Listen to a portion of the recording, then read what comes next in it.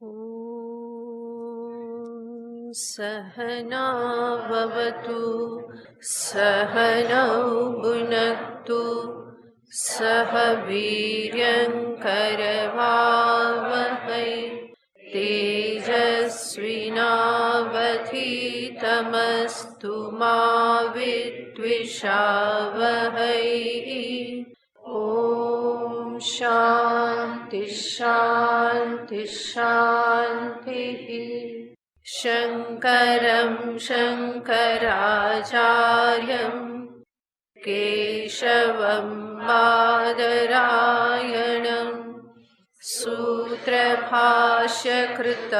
वन्दे भगवन्तौ पुनः पुनः। ईश्वरो गुरुरात्मेति मूर्तिभेदविभागिने व्योमवद्व्याप्तदेहाय दक्षिणामूर्तये नमः। ॐ पार्थाय प्रतिबोधितां भगवता नारायणेन स्वयं व्यासेन ग्रथितां पुराणमुनिना मध्ये महाभारतम् अद्वैतामृतवर्षिणीं भगवतीम् अष्टादशाध्यायिनीम् अम्ब त्वामनुसन्दधामि भगवद्गीते भवद्वेषिणी। છેલ્લા 3 શ્લોક 5મા અધ્યાય। श्रीभगवानुवाच स्पर्शान् कृत्वा बहिर्बाह्यान् चक्षुश्चैवान्तरे भ्रुवोः प्राणापानौ समौ कृत्वा नासाभ्यन्तरचारिणौ यतेन्द्रियमनोबुद्धिः मुनिर्मोक्षपरायणः विगतेच्छाभयक्रोधो यः सदा मुक्त एव सः भोक्तारं यज्ञतपसां सर्वलोकमहेश्वरम् सुहृदं सर्वभूतानां ज्ञात्वा मां शान्तिमृच्छति।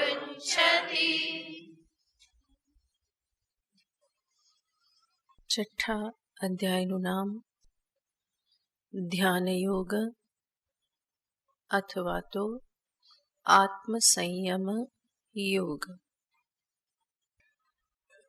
શા માટે ધ્યાનયોગ નામ પડ્યું, શા માટે એને આત્મસંયમ યોગ કહેવાય છે, એ બંને વિશે ગઈ વખતે આપણે વિચાર કરેલો। આ અધ્યાયમાં મુખ્યતયા સંયમ અને ધ્યાનની વાત કરવામાં આવેલી છે, એટલા માટે આ પ્રમાણે નામ છે। બીજાથી 5મા અધ્યાયમાં ભગવાને અર્જુનને આત્મ સ્વરૂપનું શ્રવણ કરાવ્યું, એને પામવા માટેના ઉપાય કર્મયોગ આદિનું પણ શ્રવણ કરાવ્યું, અર્જુનના મનમાં ઉઠતી શંકાઓનું સમાધાન પણ કર્યું, તો મનન પણ થયું। શ્રવણ મનન પછી હવે ક્રમ આવે છે ધ્યાનનો, નિધિધ્યાસનનો, અને એટલા માટે ભગવાન છઠ્ઠા અધ્યાયમાં મુખ્યતયા ધ્યાનની વાત કરે છે। અને ધ્યાન સંયમ વગર થતું નથી, માટે સંયમની પણ ખૂબ વાત કરે છે। ભગવાન આ અધ્યાયમાં બહુ જ સ્પષ્ટ રૂપે અર્જુનને કર્મયોગ અને જ્ઞાન યોગના સંબંધને દર્શાવી દે છે. કર્મયોગ ઉપાય છે અને જ્ઞાન યોગ ઉપેય છે. કર્મયોગ રૂપી ઉપાય વડે જ્ઞાન યોગમાં પ્રવેશ થઈ શકે. વગર કર્મયોગે એ સંભવ બનતું નથી. તો કર્મયોગ જ્ઞાન યોગનો આવો ઉપાય ઉપેય સંબંધ ભગવાન આ અધ્યાયમાં સ્પષ્ટ કરે છે. શ્રવણ મનન પછી આપણે જાણીએ છીએ ધ્યાનનું સ્થાન આવે છે. આ ધ્યાનને મુખ્યતયા દર્શાવવાનું છે, પણ ભગવાન એના માટે આવશ્યક એવા બીજા કેટલાક સાધનોની પણ વાત કરે છે. છઠ્ઠા અધ્યાયનું જે વિષય વસ્તુ એને આપણે 4 વિભાગમાં વહેંચી શકીએ. ભગવાન મુખ્યતયા 4 વિભાગમાં આ વાત કરે છે. અને એ 4 વિભાગનું વિષય વસ્તુ જોઈએ તો સર્વપ્રથમ છે બહિરંગ સાધન. બહિરંગ સાધન આ અધ્યાયમાં દર્શાવવામાં આવેલ છે, જેમાં મુખ્ય છે કર્મયોગ. જે કર્મયોગ થકી મનુષ્યના જીવનમાં એક શિસ્તની પ્રાપ્તિ થાય છે. કર્મયોગથી અંતરની શુદ્ધિ થાય છે. કર્મયોગથી જીવનમાં યમ નિયમ પણ આવે છે. કર્મયોગથી ઈશ્વર શરણાગતિ વધે છે. એ જ કર્મયોગ મારા જીવનને વ્યવસ્થિત કરે છે. એ જ કર્મયોગ મારા સમસ્ત વ્યવહારને એક દિશામાં વાળી અને એને શુદ્ધ કરે છે. આ બધા જ થકી અંતે કર્મયોગથી મારું મન સમત્વને પ્રાપ્ત થાય છે. આવા બધા સાધનો જે છે એને કહેવામાં આવે બહિરંગ સાધન. ભગવાન આ બધા સાધનોની આમાં વાત કરે છે. બીજો વિભાગ આવે છે અંતરંગ સાધન. અહીંયા અંતરંગ સાધન યાને ધ્યાન પૂર્વેની પ્રિપરેશન. ધ્યાન માટે જે પણ પૂર્વ તૈયારીની જરૂર છે એ બધા અંતરંગ સાધન અહીંયા કહેવાય છે. અને એ સાધનોને દર્શાવતા પણ ભગવાન કહેશે શુચૌ દેશે પ્રતિષ્ઠાપ્ય. ધ્યાન કરવાનું સ્થાન કેવું હોય, આસન કેવું હોય, શરીરની સ્થિતિ કેવી હોય, પ્રાણાયામ, ઇન્દ્રિય સંયમ, આ બધા ધ્યાન પૂર્વેની તૈયારી રૂપ છે. તો એને અંતરંગ સાધન કહેવામાં આવે છે. ત્રીજો વિભાગ છે ધ્યાન સ્વરૂપ. ધ્યાન કોને કહેવાય? ધ્યાનથી પ્રાપ્ત થતી સર્વોચ્ચ સ્થિતિ, સમાધિ, આ બધાનું નિરૂપણ ભગવાન કરે છે. મુખ્ય ધ્યાન જે ભગવાન દર્શાવે છે એની સર્વોચ્ચ સ્થિતિ એને ભગવાન એક ઉપમાથી દર્શાવે છે કે ધ્યાન સાચું લાગ્યું ક્યારે કહેવાય?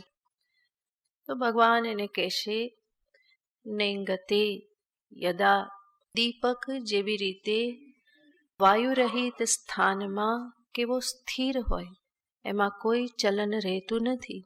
એવી જ રીતે મન એવું સ્થિર થઈ જાય.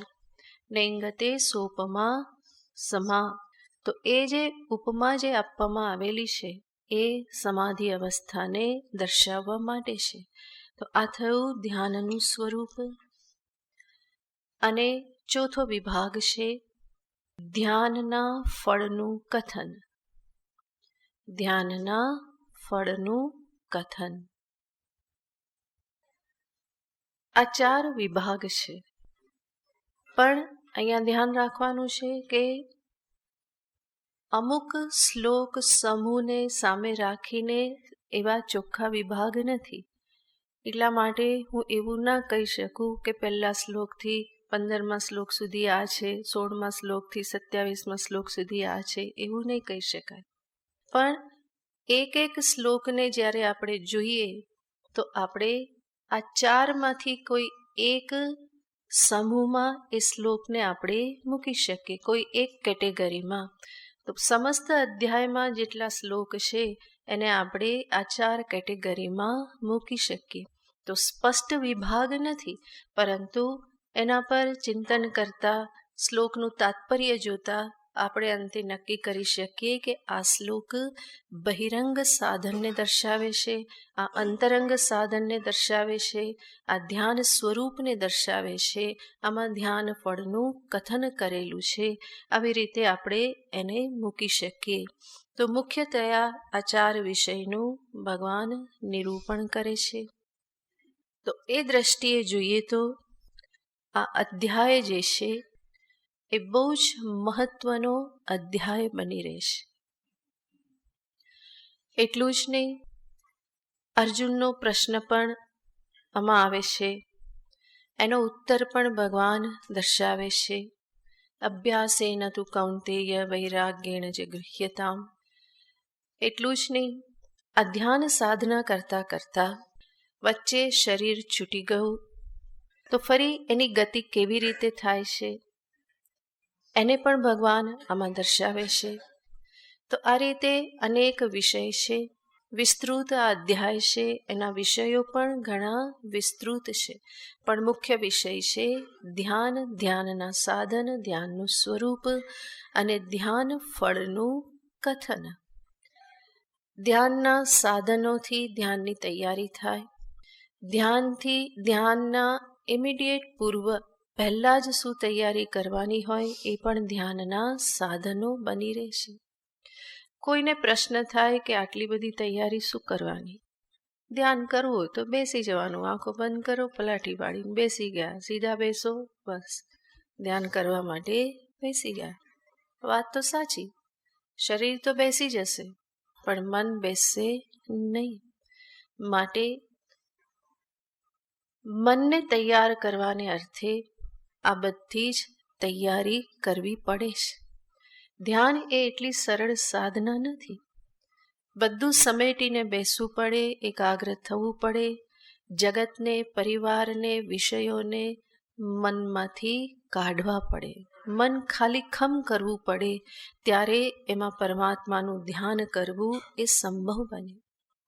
ધ્યાન એ કોઈ ફિઝિકલ એક્ટિવિટી નથી, કોઈ શરીરથી થતું કાર્ય નથી, બલ્કિ ધ્યાન કાલે તો શરીરને એનું કાર્ય છોડાવી દેવાનું છે, શરીરને સ્થિર કરી દેવાનું છે, શરીરથી કંઈ કરવાનું નથી. ધ્યાન જે છે એ માનસ વ્યાપાર છે, મનથી થતી પ્રવૃત્તિ છે, શરીરથી થતી નહીં. પૂજા કરો તો શરીરથી પૂજા થાય, કાયિક કર્મ છે. પણ ધ્યાન જે છે ત્યાં શરીરનો કોઈ ઉપયોગ નથી, બલ્કિ ધ્યાન કાલે તો શરીરને ભૂલવાનું છે, એનાથી કોઈ કર્મ કરવાનું નથી. તો ધ્યાન જે છે એ માનસ વ્યાપાર છે, મનથી કરવાનું છે. અને એ મન જ્યારે ધ્યાનનું સાધન હોય તો સર્વપ્રથમ તો સાધનને જ સરખું કરવું પડે, એને તૈયાર કરવું પડે, એ સાધનનો ઉપયોગ કરતા શીખવું પડે. વસ્ત્ર સીવવા હોય તો પેલા મશીન ચલાવતા શીખવું પડે, એમને વસ્ત્ર ન બની જાય. એવી જ રીતે ધ્યાન કરવું હોય તો મનરૂપી મશીન સાધન જે છે એનો ઉપયોગ કરતા શીખવું પડે. તો આ રીતે માનસ વ્યાપાર હોવાથી મનની તૈયારી ને અર્થે આ બધા જ સાધનો આવશ્યક બની જાય છે.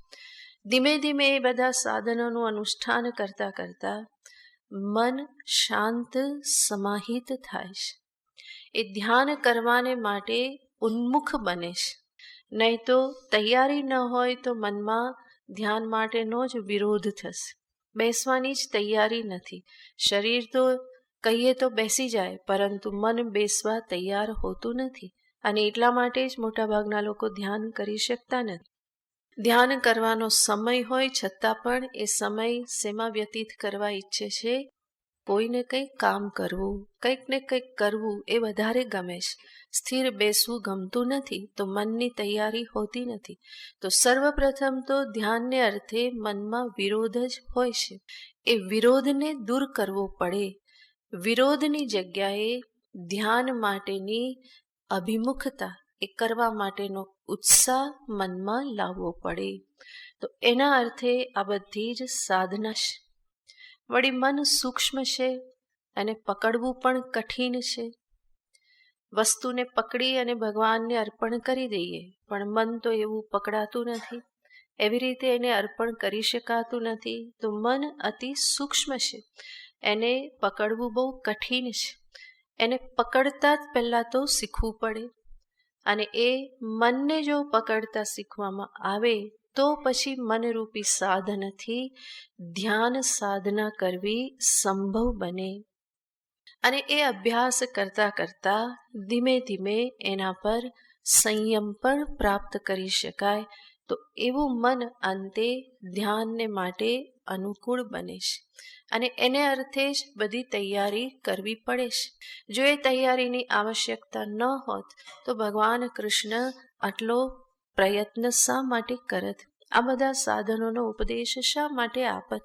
પણ ઉપદેશ આપે છે એનો અર્થ છે કે બધા સાધનોની આવશ્યકતા છે ધ્યાન પૂર્વે. આટલી પૂર્વ ભૂમિકા સાથે અધ્યાયનો પ્રારંભ કરીએ. તો પ્રથમ શ્લોકમાં જ ભગવાન કર્મયોગને દર્શાવે છે કે જે બહિરંગ સાધન છે. ઓમ શ્રી પરમાત્મને નમઃ.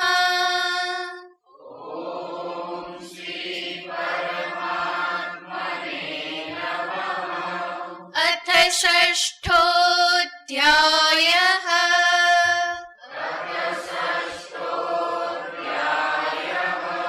શ્રી ભગવાનુવાચ.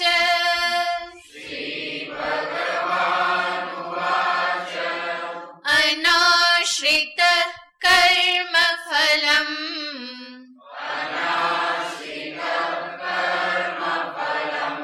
કાર્યં કર્મ કરોતિ યઃ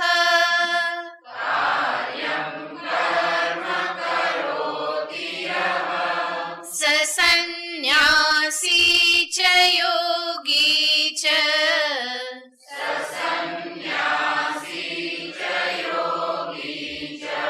ન નિરગ્નિર્ન ચાક્રિયઃ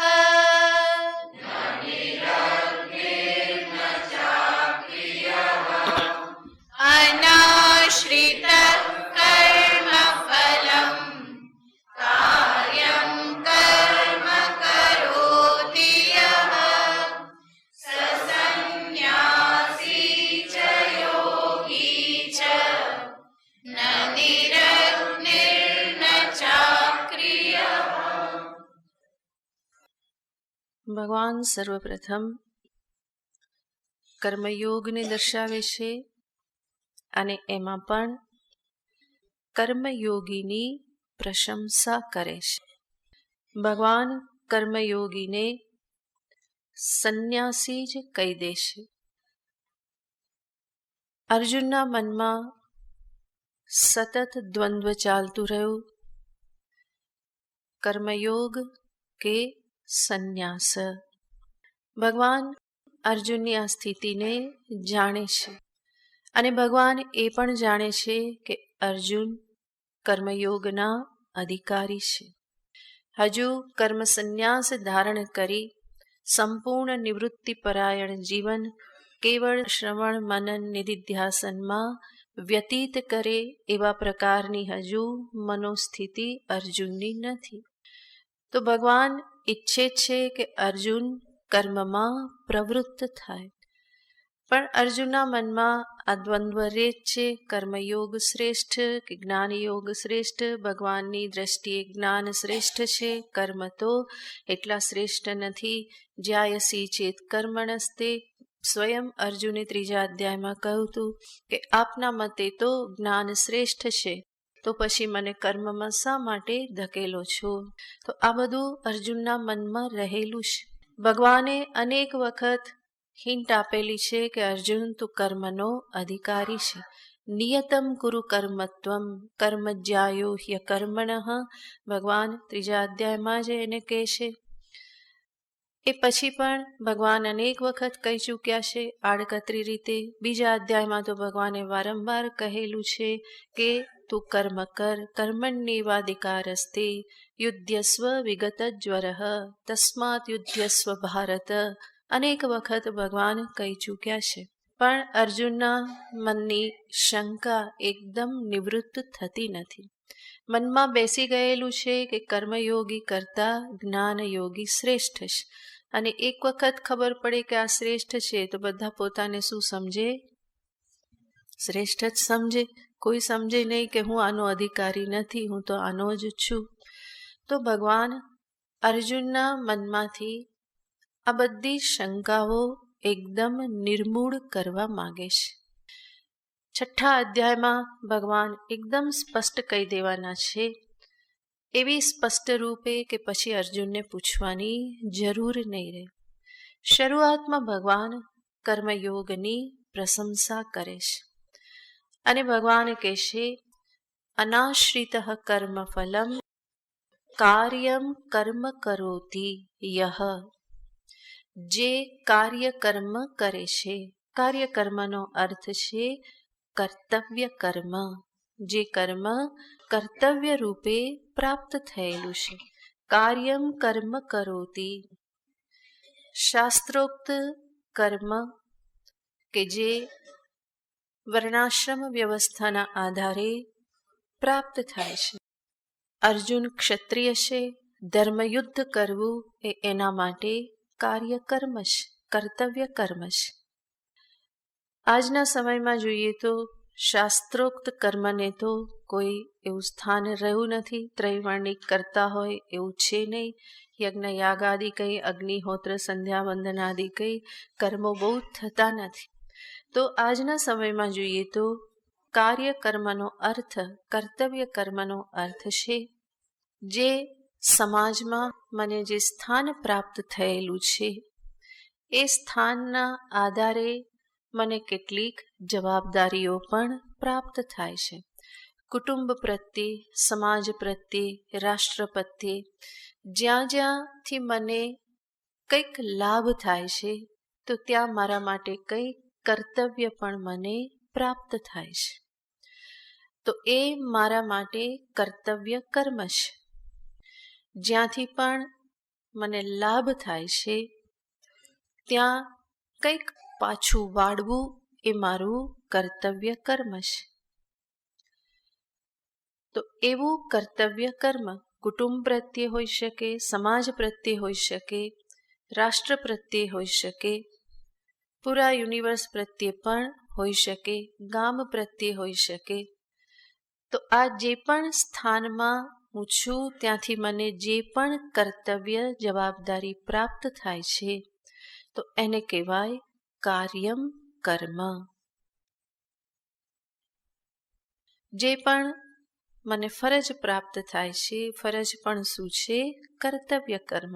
એને જ અહીંયા ભગવાન કાર્ય કર્મ કહે છે. તો મનુષ્યને માટે હંમેશા આ ધર્મ બની રહેશે કે એ જે કંઈ પણ લાભ પ્રાપ્ત કરે છે તો એની સામે વળતું એને કંઈક આપવું. કુટુંબમાંથી જે પણ લાભ પ્રાપ્ત થાય છે કુટુંબને આપવું. ધન કમાઈને આપો છો કુટુંબમાં, તો સાથે સાથે કુટુંબ પણ તમને બધું આપે છે, ખાવા પીવાનું બધું તૈયાર આપે છે, ઘણી સુવિધાઓ સાચવે છે. તો આ કુટુંબ પ્રત્યેની ફરજ છે, પરસ્પર ફરજ બની રહેશે. એવી જ રીતે સમાજ પ્રત્યેની પણ ફરજ બની રહેશે. આજુબાજુનો સમાજ જે છે જેના થકી ઘણો લાભ મેળવો છે, તો સાથે લાભ આપવો એ પણ કર્તવ્ય બની રહેશે. સર્વત્ર આ પ્રમાણે જોવાનું હોય. ક્યારેય પણ મફતનું લેવાનું કે ખાવાનું ના હોય. મનુષ્યનો આ ધર્મ છે, અને એમાં પણ ખાસ કરીને ગૃહસ્થનો ધર્મ છે. કંઈ પણ ફ્રીમાં ન લેવું, ન ખાવું. ક્યાંય પણ ભોજન કરો તો કંઈક આપીને આવવાનું. ક્યાંયથી કંઈ ફ્રીમાં મળ્યું, કોઈ પુસ્તક મળ્યું, બીજું કંઈ મળ્યું, તો કંઈક ફરી પાછું આપવું. આવી રીતે હિસાબ જો સરખો થતો રહે તો દેવું ના ચડે. આપણે ખાલી બીજાને પાસેથી ઉધાર લીધું એને જ દેવું કહીએ છીએ, પણ આનાથી પણ શું થાય છે? દેવું ચડે છે, એ ઋણાનુબંધ બંધાય છે. ક્યારેક ને ક્યારેક તો એ પાછું આપવું જ પડે છે. અને એટલા માટે હંમેશા આ ધર્મને યાદ રાખો કે કંઈ લાભ મેળવું તો સાથે સાથે કંઈક આપતો પણ રહો. એટલે જ કહેવામાં આવે, એક હાથે લો, બીજા હાથે આપો. ભગવાને એટલે જ બે હાથ આપ્યા છે કે જેમાં આપવાનું, લેવાનું, ગીવ એન્ડ ટેક આ બંને સતત ચાલતું રહે. તો આવી રીતે જરૂરી નહીં કે એ ધનના સ્વરૂપે જ હોય, કોઈ પણ સ્વરૂપે. શારીરિક સેવા કરો કે બીજી કોઈ પણ રીતે સેવા પાછું આપવાને માટે સમાજની સેવા કરો કે પછી જે પણ રાષ્ટ્ર છે એની સેવા કરો. આ બધું જ શું બની રહેશે? તો કે એક કર્તવ્ય કર્મ બની રહેશે. જેમ આજકાલ સૌથી મોટું કર્તવ્ય કર્મ બધાને આપવામાં આવ્યું છે, સ્વચ્છતા જાળવો. સ્વચ્છતા અભિયાન જે છે એ શું છે? સર્વને પ્રાપ્ત થયેલું કર્તવ્ય છે કે સ્વચ્છતા જાળવવી. ખાલી ઘર નહીં, આજુબાજુનું પણ સ્વચ્છ રાખવું. તો આ એક કર્તવ્ય કર્મ છે. આ કર્મયોગ જ છે, સ્વચ્છતા જાળવવી. દરેકને પ્રાપ્ત થતું આ કર્તવ્ય કર્મ છે. તો આવી રીતે તો વિચાર કરીએ તો ઘણા કર્તવ્ય કર્મ પ્રાપ્ત થાય છે. તો ભગવાન કહેશે, યહ કાર્યમ કર્મ કરોતી, જે કર્તવ્ય કર્મ કરે છે. આપણો રોજબરોજનો જે વ્યવહાર જે છે એને જ આપણે આપણી સાધનાનો ભાગ બનાવવાનો છે. ભાગવાથી કામ નહીં ચાલે. જે મને કર્તવ્ય પ્રાપ્ત થયું, જે વ્યવહાર મારા જીવનમાં થાય છે, એ વ્યવહારને જ હું સાધનાનું સ્વરૂપ આપું. અને તો જે પણ કર્તવ્ય નિભાવવામાં જે સમય જાય છે એ સમય વાસ્તવમાં સાધનાનો સમય બની જશે. સમય વ્યર્થ જતો હોય એવું નહીં લાગે. અને પ્રયત્ન હંમેશા એવો કરવો કે જેટલું લઈએ એના કરતાં વધારે આપીએ. કુટુંબને, પરિવારને, સમાજને, રાષ્ટ્રને લઈએ એના કરતાં વધારે આપવાનો હંમેશા પ્રયત્ન કરવો. એ કર્તવ્ય કર્મનો જ ભાગ છે. તો જે પણ વ્યવહાર કરો છો એવી બે જુદા જુદા વિભાગ કરવાની જરૂર નથી કે આ મારું વ્યાવહારિક જીવન છે અને આ આધ્યાત્મિક જીવન છે. એવું કરશો તો આધ્યાત્મિક જીવન માટે કોઈ વધારે ટાઈમ નહીં રહે. વધારે ને વધારે શું કરતા જશો? વ્યવહાર જ કરતા રહેશો. અને વ્યવહાર એવી વસ્તુ છે કે જો વિચાર ન કરાય તો એ હંમેશા વધતો જ જાય છે, વૃદ્ધિને પ્રાપ્ત કરે છે. પણ જ્યારે આવી ભાવનાઓ સાથે, સમજદારી સાથે, સજાગતા સાથે એ વ્યવહારને પણ જ્યારે અધ્યાત્મ સાધનાનું અંગ બનાવી દો તો જીવનમાં બે વિભાગ નહીં રહે કે મારું આ વ્યાવહારિક જીવન, આ આધ્યાત્મિક જીવન. બલ્કિ સમસ્ત જીવન કેવું બની રહેશે? આધ્યાત્મિક જીવન બની રહેશે. લક્ષ્ય હંમેશા એ જ રાખવાનું છે કે આ બધું કરતાં કરતાં હું મારા પ્રભુની નજીક, મારા આત્મ સ્વરૂપની નજીક હું કેવી રીતે પહોંચું. તો આવી રીતે લક્ષ્ય રાખી અને જે કર્તવ્ય કર્મને કરતો રહેશ, જે ભાગતો નથી. અને ગીતાજી ક્યારેય પણ ભાગવાનો ઉપદેશ આપતા નથી, બલકે ગીતાજી હંમેશા સામી છાતીએ ચાલી અને સમસ્યાઓનું સમાધાન કરવાનો ઉપદેશ આપે છે. પીછેહઠને કોઈ અહીંયા સ્થાન જ નથી, ફરિયાદોને કોઈ સ્થાન નથી. જે છે એને સાધના બનાવો. એવું તમે ના કહી શકો કે આવું છે માટે નથી થતું, આવું છે માટે નથી થતું, એવું નહીં. જે છે એને જ શું બનાવો? સાધના બનાવો. અને તો સાધનાથી પણ ભાગવાની વૃત્તિ નહીં રહે, વ્યવહારથી પણ ભાગવાની વૃત્તિ નહીં રહે, બલકે જે છે એને જ સ્વીકાર કરી અને સાધનાનું સ્વરૂપ આપી દો. તો કાર્યમ કર્મ કરોતિ યહ, પણ આ કાર્ય કર્મ, કર્તવ્ય કર્મ કેવી રીતે કરે છે? અનાશ્રિત કર્મફલમ. ભગવાન હંમેશા આ વસ્તુ લાવે જ છે. કર્મની વાત કરે ત્યારે હંમેશા આ કહેશે કે કર્મફળની આસક્તિને છોડીને. અનાશ્રિત કર્મફલમ, કર્મફળનો આશ્રય લીધા વગર યાને એના માટે આસક્તિ, દુરાગ્રહ રાખ્યા વગર, ફળનો હિસાબ લગાવ્યા વગર કર્તવ્ય કર્મને કરતા રહો. અને કર્મફળ માટે આસક્તિ રાખ્યા વગર એમાં બધું જ આવી જાય. કર્મફળ માટેની જીદ, કર્મફળ માટેનો હઠાગ્રહ, કર્મફળને નિશ્ચય કરવાનું મિથ્યાભિમાન, આ બધું જ છોડતા જવાનું છે. કરવાનું છે શું? કર્મણ્યેવાધિકારસ્તે, કેવલ કર્મ. અને કર્મ કેવી રીતે?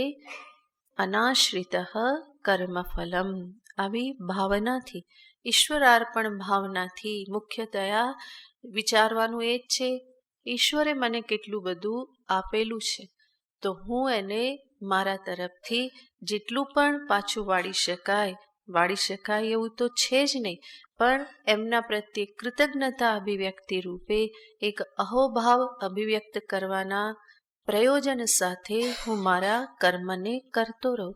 તો એને કહેવામાં આવે નિષ્કામ ભાવથી હું કર્મ કરું. તો અનાશ્રિત કર્મફલમ કાર્યમ કર્મ કરોતિ યહ સંન્યાસી. ભગવાન અર્જુનને કહેશે કે અર્જુન, આવી રીતે જે કર્મફળનો ત્યાગ કરી અને કર્મ કરે છે એ કોણ છે? સંન્યાસી જ છે. તું પણ કર્મયોગી બની અને આ યુદ્ધ કર્મ કરીશ ફળની આસક્તિ રાખ્યા વગર, તો તું પણ કોણ છે? સંન્યાસી જ છે. માટે ખાલી મનમાં દ્વંદ્વ ન રાખ કે કર્મ કરવાથી હું નીચો ગણાઈશ અને જ્ઞાન યોગનું અનુષ્ઠાન કરવાથી, સંન્યાસી બનવાથી હું શ્રેષ્ઠ ગણાઈ જઈશ. આવું મનમાં રાખવાની જરૂર નથી. તું કર્મયોગી રહીને પણ તું કેવો છે? સંન્યાસી જ છે. સંન્યાસી ચ યોગી ચ.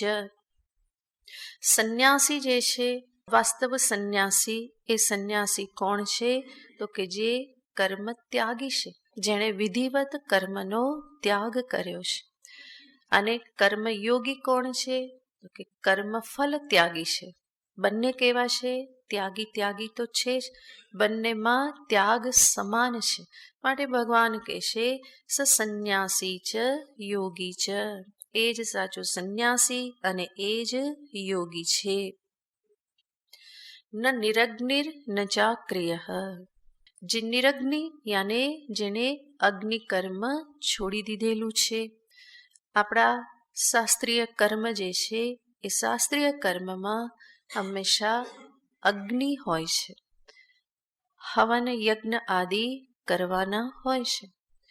યજ્ઞોપવિત બાળક ધારણ કરે ત્યારથી એને શાસ્ત્રીય કર્મ કરવાનો અધિકાર પ્રાપ્ત થાય છે. એને એ ફરજ રૂપે પ્રાપ્ત થાય છે અને ત્યારથી જ એનો અગ્નિ સાથે સંબંધ બની જાય છે. જે પણ એણે કર્મ કરવાનું છે, સમિધા દાન, સંધ્યા વંદન કર્યા પછી સમિધા દાન કર્મ છે કે જેમાં આ આહુતિ આપવાની હોય છે અગ્નિમાં. એવી જ રીતે બીજા કેટલાક કર્મ ગ્રસ્ત થાય તો પછી અગ્નિહોત્ર કર્મ, ત્યાં પણ અગ્નિમાં આહુતિ આપવાની હોય છે. નિત્ય કર્મ છે. નૈમિત્તિક કર્મ, શ્રાદ્ધ કર્મ, તર્પણ કર્મ, આ બધા કર્મમાં કંઈ ને કંઈ અગ્નિ સાથે સંબંધ છે.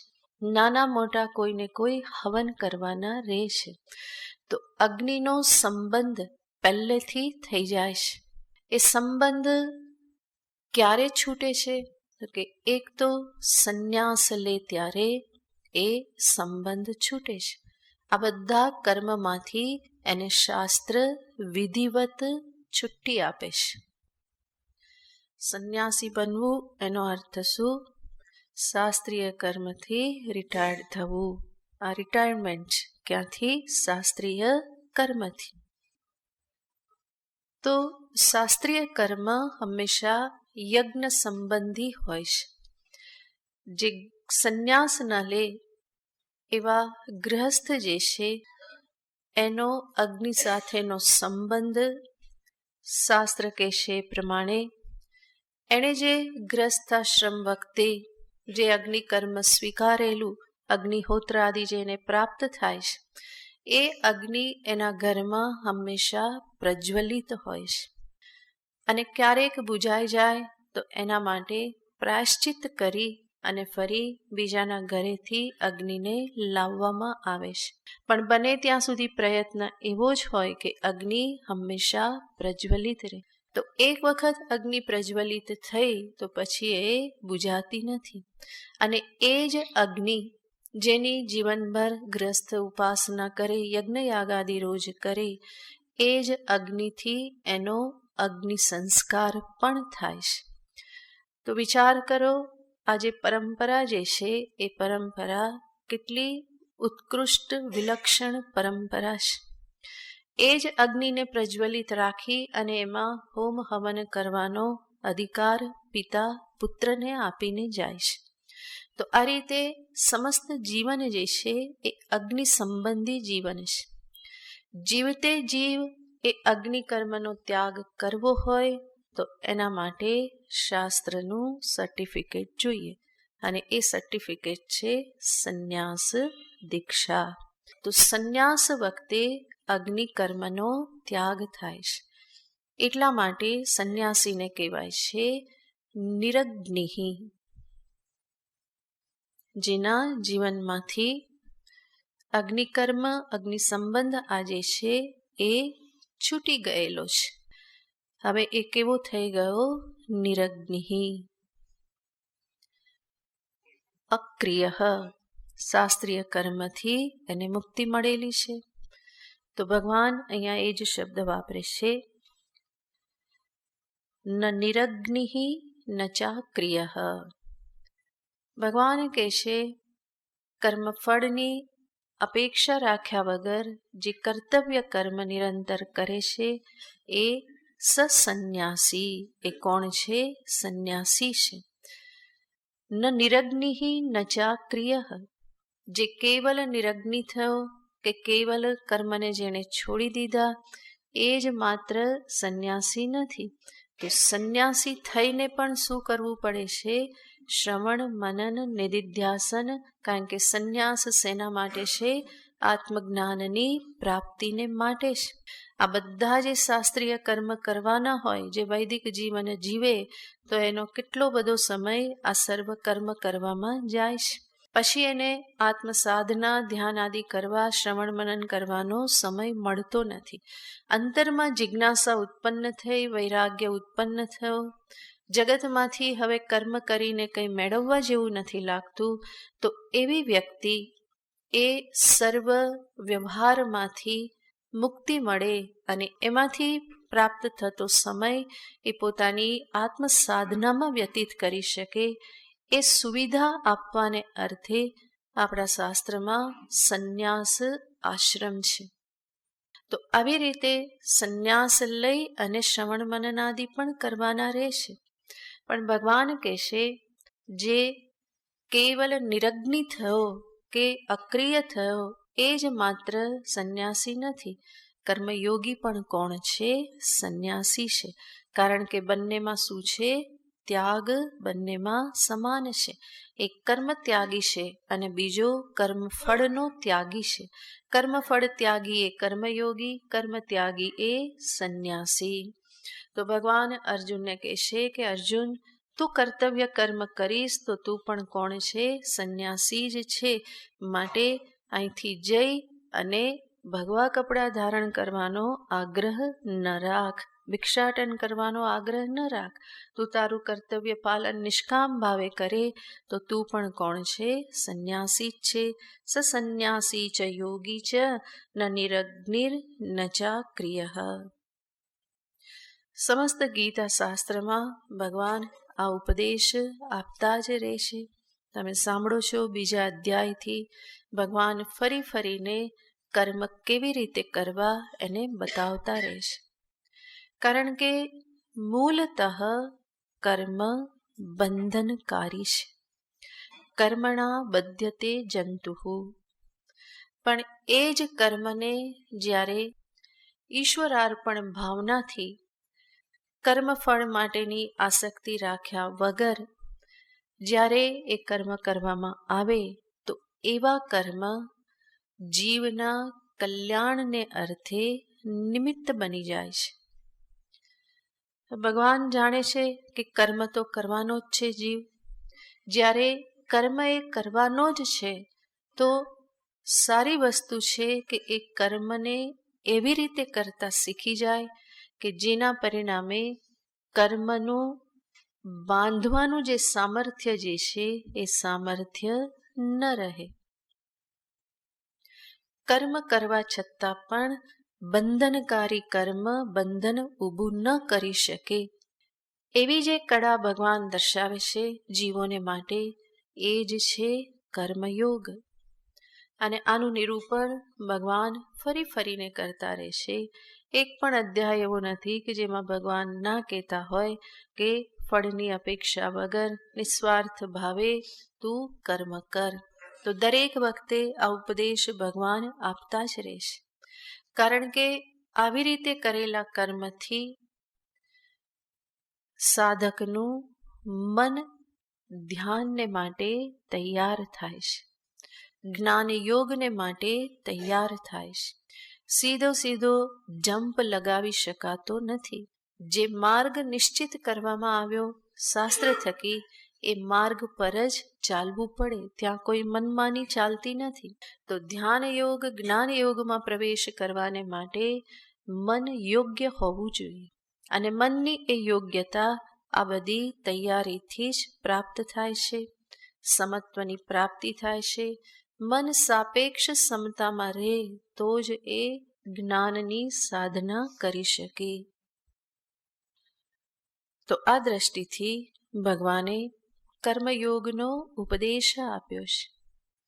જે મારા મનને ઠરીઠામ કરે છે, જન્મો જન્મથી ઉછળતા કૂદતા આમ તેમ ભાગતા મનને સ્થિર કરવામાં, એના આવેશોને શાંત કરવામાં કર્મયોગ સાધન છે.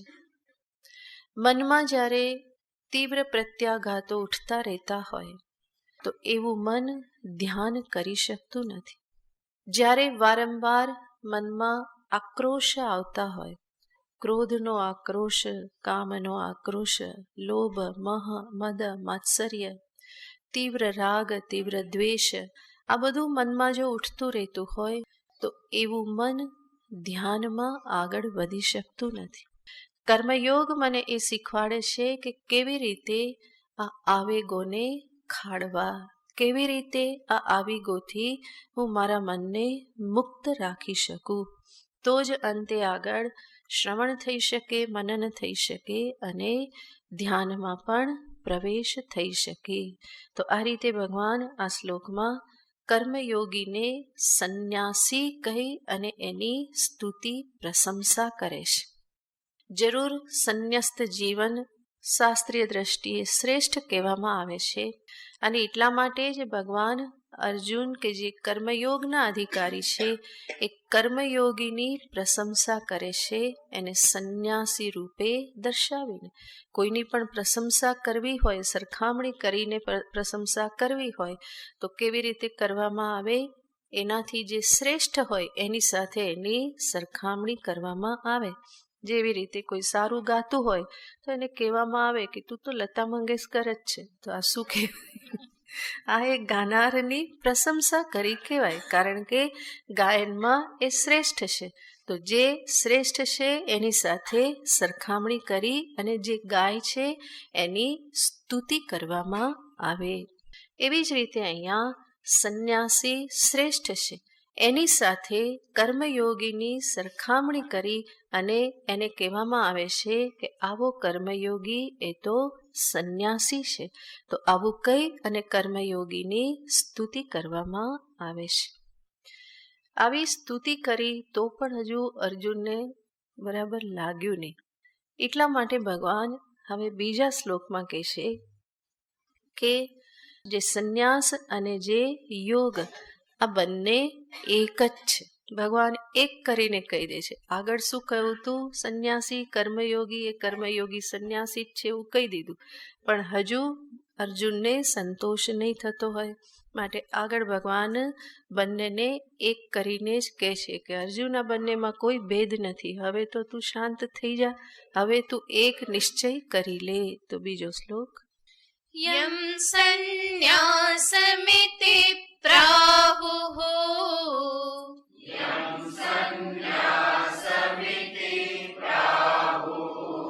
યોગમ તમ વિત્તિ પાંડવ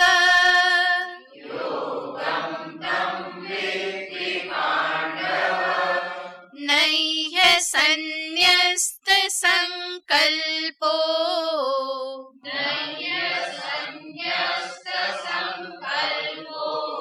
યોગી ભવતિ કશ્ચન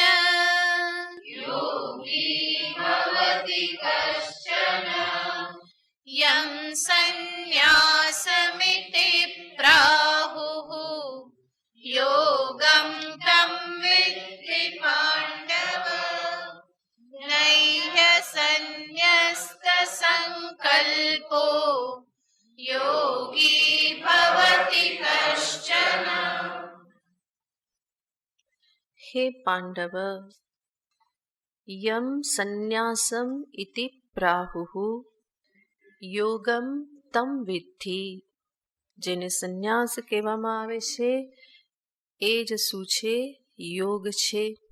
કર્મયોગ, સંન્યાસ આ બંનેને ભગવાન સાથે રાખી દે છે. જરૂર શાસ્ત્રીય પરિપાટીમાં, શાસ્ત્રીય દ્રષ્ટિમાં ચતુર્થાશ્રમ સંન્યાસ આશ્રમ એ અલગ છે જ, જેમાં નિવૃત્તિપરાયણ જીવન છે. તો એવું જે નિવૃત્તિપરાયણ જીવન એ પણ એક જીવન પદ્ધતિ છે. પ્રવૃત્તિપરાયણ ગ્રસ્ત જીવન એ પણ એક જીવન જીવવાની પદ્ધતિ છે. બંને પદ્ધતિ દર્શાવવામાં આવેલી છે.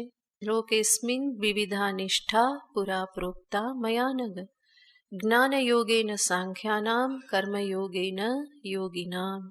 સ્વયં ભગવાને ત્રીજા અધ્યાયમાં દર્શાવ્યું છે કે આ બંને જીવન જીવવાની પદ્ધતિ છે અને બંને માર્ગે મનુષ્ય મોક્ષને પ્રાપ્ત કરી શકે છે.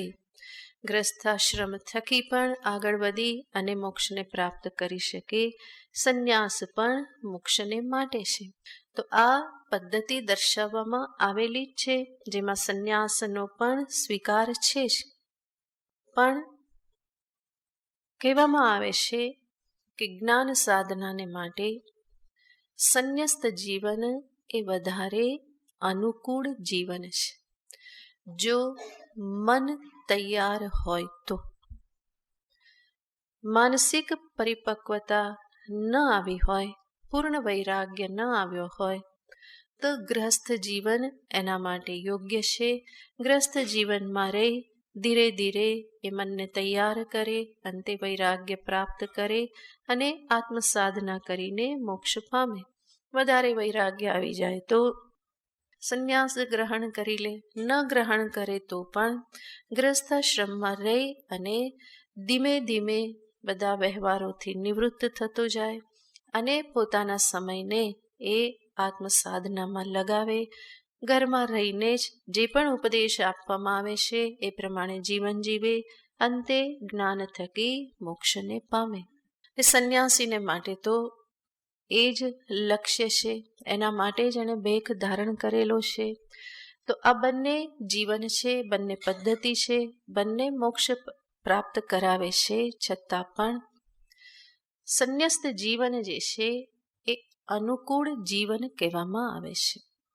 શ્રેષ્ઠ નિકૃષ્ટનો કોઈ પ્રશ્ન નથી, પરંતુ આ જીવન કેવું છે? અનુકૂળ જીવન છે. કારણ કે એ ઘણી બધી જવાબદારીઓથી મુક્ત રહે છે.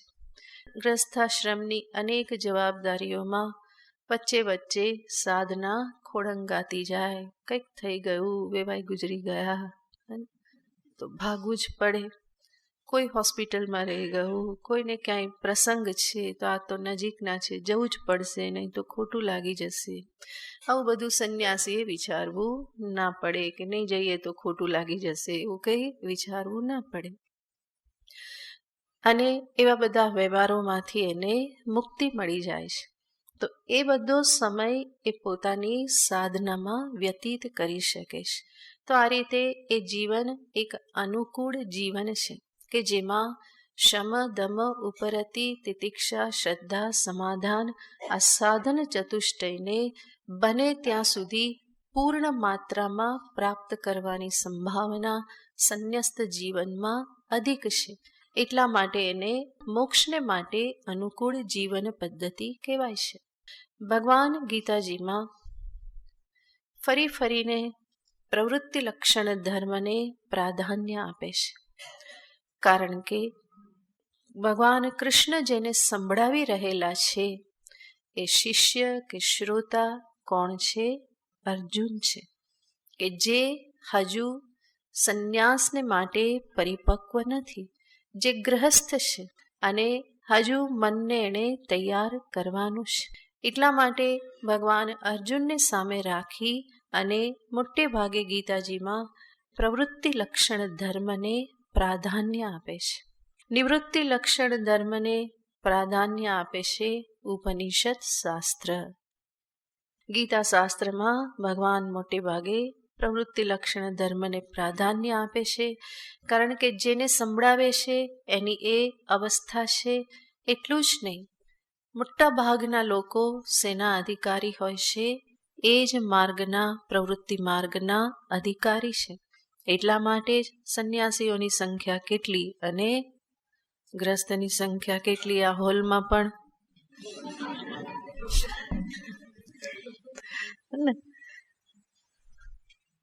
એક એ દિશામાં છે, બાકી બધા ગ્રસ્ત છે. તો મોટે ભાગે મનુષ્ય ગ્રસ્થાશ્રમમાં પ્રવેશ કરે છે, ત્યાં એ વધારે સલામતી અનુભવે છે અને એવા પ્રકારની એને આવશ્યકતા છે. કોઈ મારું હોય, મારું ધ્યાન રાખે, મને પ્રેમ મળે, એની પાસેથી મને હંમેશા એક આશ્વાસન મળતું રહે, હૂંફ મળતી રહે. આ બધું એને આવશ્યક છે, જરૂરી જણાય છે.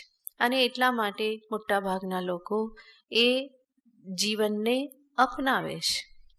જ્યારે સંન્યાસીને માટે આવું કંઈ વસ્તુ નથી. કોણ મારું છે ને કોણ તારું છે ને એનું તો એક જ, કોણ મેરે તો ગિરધર ગોપાલ, એકના ભરોસે નીકળેલા છે. એ જે કરાવે તે અને જે રીતે રાખે એમાં એ તૈયાર છે. બધા આવી રીતે તૈયાર હોતા નથી. એટલા માટે સર્વ કોઈ સંન્યાસના અધિકારી નથી, મને એવું તૈયાર નથી. માટે ભગવાન પણ જ્યારે સર્વ સામાન્ય લોકોને ઉપદેશ આપી રહેલા છે અર્જુનને નિમિત્ત કરીને, માટે ભગવાન પણ પ્રવૃત્તિ લક્ષણ ધર્મને હંમેશા પ્રાધાન્ય આપે છે કે જ્યાં છો ત્યાંથી આગળ વધો. બહુ વધારે કૂદકો લગાવવાની જરૂર નથી. જ્યાં છો ત્યાંથી જ ધીમે ધીમે આગળ વધો અને મોક્ષને માટે તૈયાર થાઓ. ઉપનિષદમાં મોટે ભાગે નિવૃત્તિપરાયણ સંન્યસ્ત જીવનને પ્રાધાન્ય આપવામાં આવેલું છે.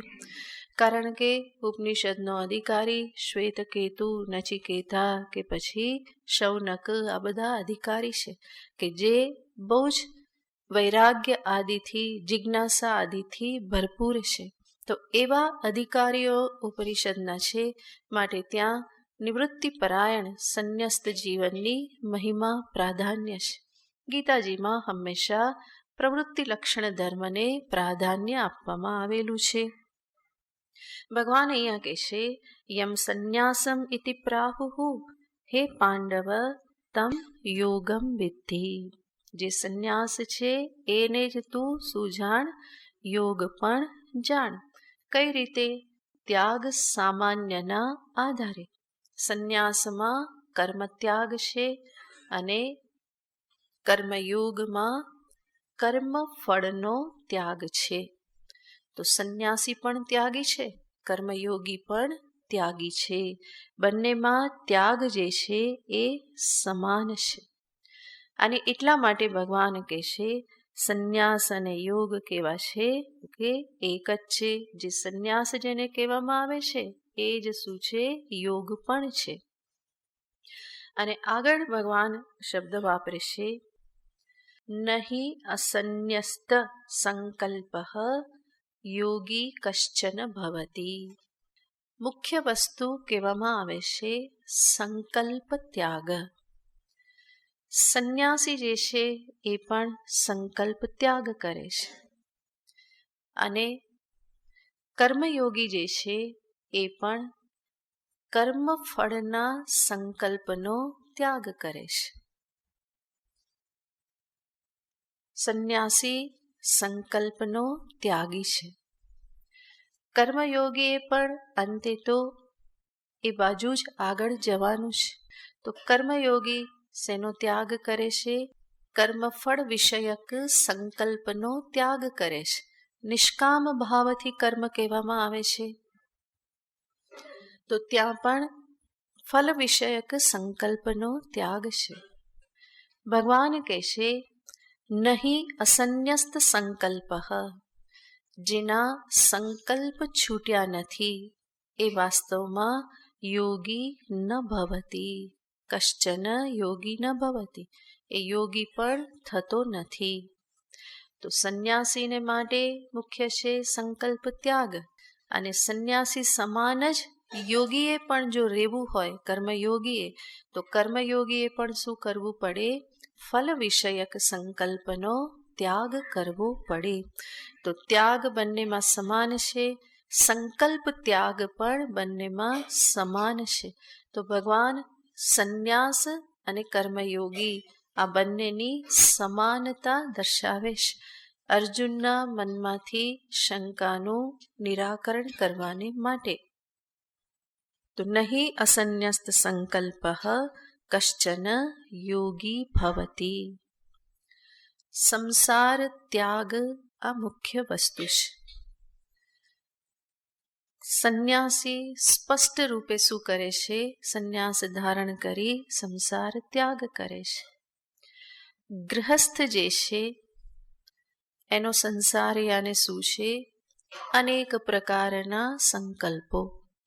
હવે આ કરું, હવે આ કરું, આ કરી લઉં, આ છોડી દઉં, અહીંયા જઈ આવું, ત્યાં જઈ આવું, હજુ આટલું કરવાનું છે, આટલું બાકી છે.